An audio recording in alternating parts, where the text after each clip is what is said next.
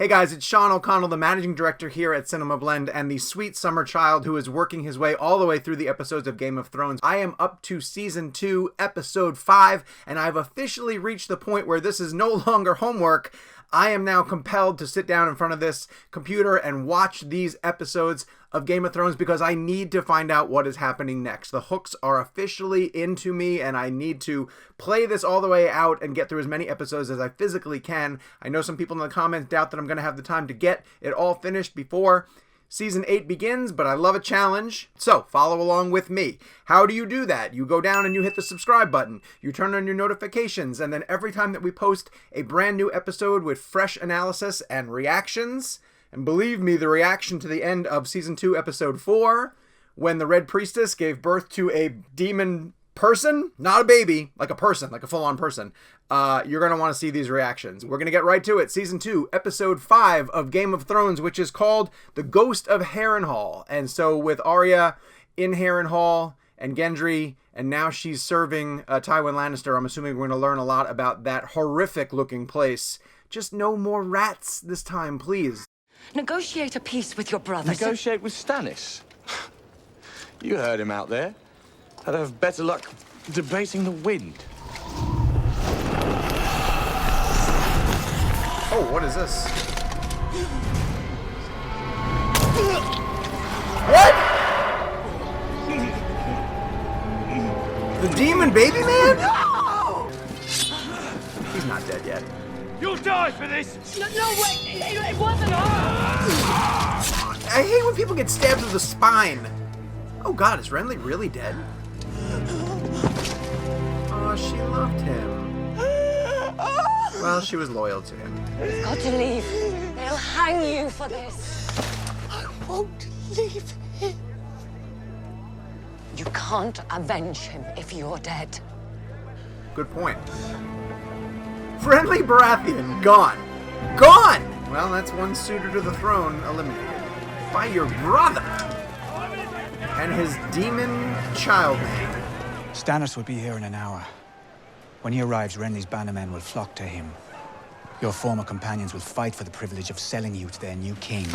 And you want that privilege for yourself. You will note that I am standing here talking to you, not Stannis. Who gained the most from our king's death?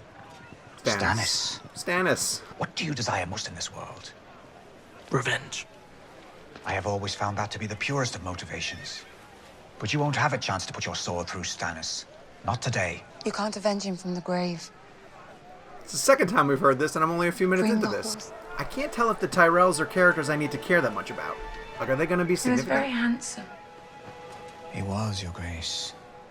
Your Grace. Calling yourself king doesn't make you one. And if Renly wasn't a king, I wasn't a queen. Do you want to be a queen? No. I want to be the queen. Everyone's power hungry. Don't work with Littlefinger. Don't work with Littlefinger. Stannis Baratheon is coming for us. Sooner rather than later. Aren't there other things you should be doing, like sealing my daughter in a crate so you can ship her away? She'll be safer indoor. Aren't you always so clever with your schemes and your plots? Schemes and plots are the same thing. They are going to attack us. We need to be ready. No need to concern yourself over it. The king is taking personal charge of siege preparations. May I ask specifically what the king has in mind?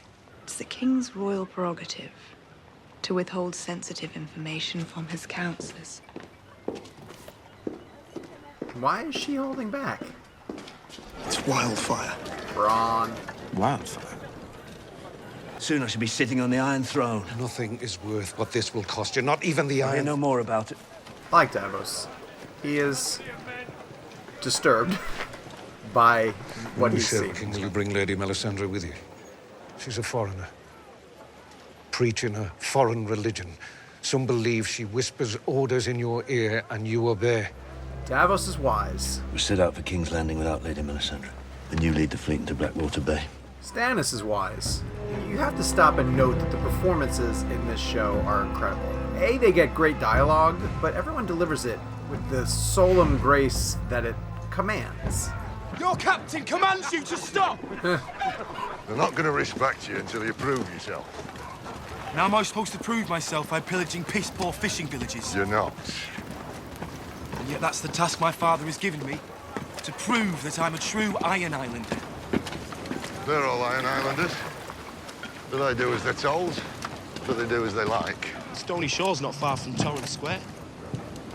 The seat of the House of Tallheart. More impressive prize than a few fishermen's daughters. What, you don't think we could take it? Oh, we could. We could never hold it for more than a few days. As soon as Winterfell got word that we'd taken Torrance Square, the Starks would send their men to take it back. Take me to my ship. Interesting. You're a northerner, aren't you? And what do they say of Robb Stark in the north? They say he can't be killed. Do you believe them? No, my lord. Anyone can be killed. Including you, Tywin Lannister.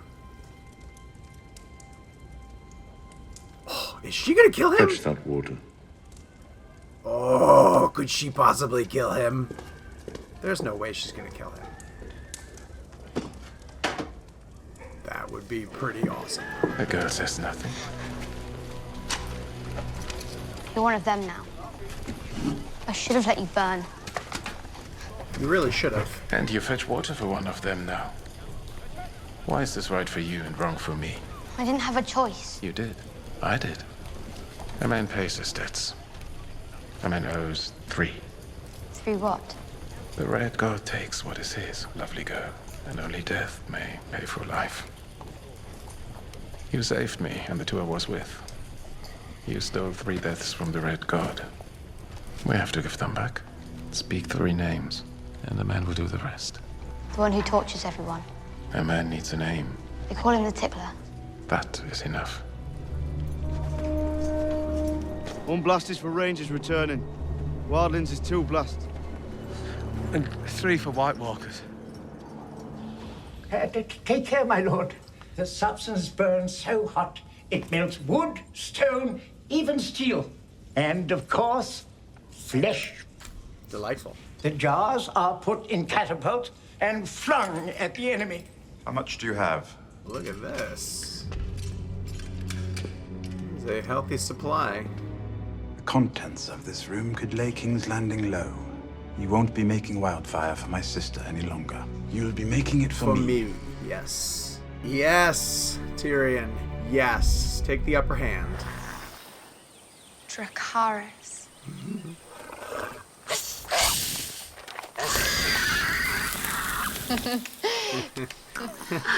Mother of Dragons. Ew. On behalf of the Warlocks of Karth, I welcome you. Warlocks? A demonstration. Take this gem. Look closely enough, and you can see yourself in them. Often more than once. It would be an honor to host you at the House of the Undying. You watch over her. Do I know you? I know you. Jorah Mormont of Bear Island. Who are you? I'm no one. But she is the mother of dragons. She needs true protectors, now more than ever. They shall come day and night to see the wonder born into the world again. And when they see, they shall lust. For dragons are fire-made flesh, and fire is power. That crazy masked woman brings up a very good point.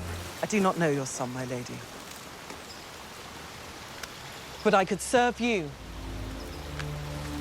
I vow that you shall always have a place in my home and at my table, and that I shall ask no service of you that might bring you dishonor. I swear it by the old gods and the new. Torrance Square is under siege. Go, Sir Roderick. Take the men you need. Won't take long, my lord. That's a Southerners mistake, don't do well up Bran. That is a mistake. Winterfell is struggling already. What did you see in your dream? I dreamt that the sea came to Winterfell. I saw waves crashing against the gates, and the water came flowing over the walls. It's the Greyjoys. You're predicting the siege. The three-eyed raven.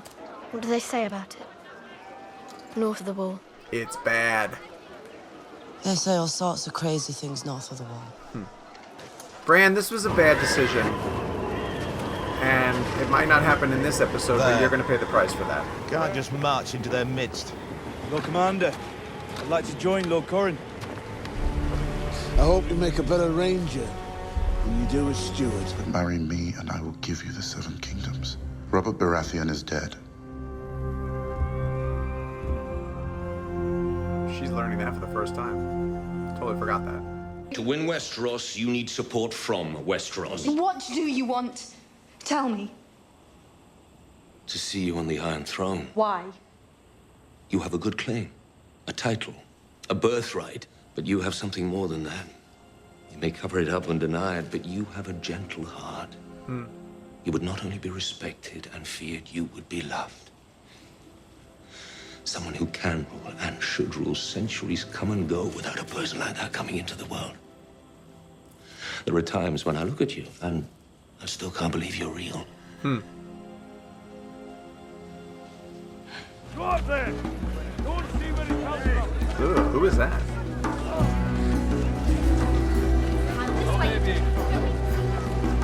It's one.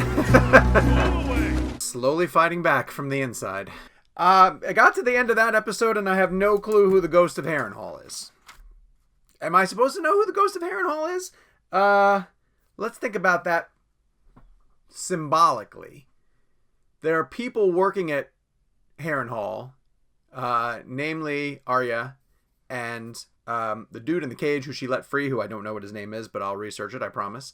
And they are working invisibly against the forces who they are technically working for, right? Like we have a Stark, and she didn't admit to Tywin that she's a Stark, who's working essentially as a spy and potentially getting into his good graces and maybe manipulating him to help Robb eventually. So if I'm going to translate the title of Season 2, Episode 5, The Ghost of Harrenhal, I think it's essentially that we have two people working invisibly against the forces who believe that they are in power at Harrenhal, but maybe I'm reading too much into this. Renly Baratheon, hardly knew you. You thought you had a claim to the throne. You were bidding against your brother, Stannis, and Stannis has magic on his side, which proved to be more powerful against Renly. And of course, now that Renly's dead, it sent Brienne on the run because she's theoretically going to be blamed for it, and she and Cat form an alliance. Winterfell's in a bad spot, and Bran's doing what he can, but he's a child. And he has, some guidance, but not enough. And Winterfell is spread thin. What we're learning in Season 2 is that in order to mount an attack against King's Landing, you have to basically use every resource available to you, and Robb and his army have damaged Winterfell. They're spread thin, and the Greyjoys recognize this, or Theon is told this, essentially. Like, your dad says to go attack this fishing village, let's not go do that. Let's go after Torrhen Square. I wrote that down in my notes. And once Winterfell responds to the siege on Torrhen Square, Winterfell proper is even weaker, and we'll shift and move and go after that. So that's fascinating, because it's essentially going to, like, Robb's going to turn around and Cat's going to turn around and realize that, oh, we've abandoned Winterfell. We've left it in the hands of two children, essentially, and their advisors, but two children, essentially. And that's going to be a huge mistake. People are learning that they are making big mistakes because when you play the game, you have to play the game 4 and 5 steps ahead. And some people, like Robb, when we learned that, he wants to get Joffrey off the throne, but then he was asked, well, what are you going to do after you get Joffrey off the throne? He's like, I don't know. Like, I just want to get him off the throne, and we'll let everything else play out after that's done. But you can't do that. Like, people like Tyrion know that you have to think multiple steps ahead. Tyrion learns about wildfire, and I think wildfire is going to be really significant. And again, this goes back to Stannis. Stannis essentially triumphs over Renly because he's got magic in his corner. He has the Red Priestess, and she can give birth to smoke men, and the smoke man, who kind of looks like Stannis, if you believe Brienne, can kill people, can eliminate people. So magic on your side is super helpful.